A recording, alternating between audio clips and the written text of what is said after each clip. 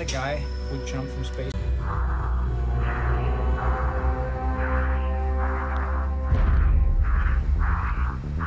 I wanted to be the first human outside of an aircraft braking only have, and it's very difficult to do a perfect exit. Do not over-rotate, because if I start over-rotating, there's no air that you can use. I'm going over.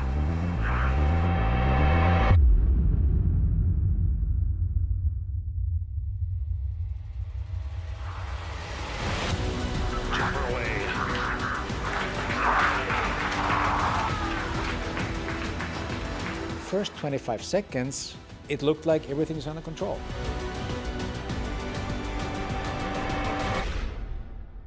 And after 34 seconds, I hit Mach 1, and I really ramps up. At that moment, it's not about breaking records anymore. At that moment, it's...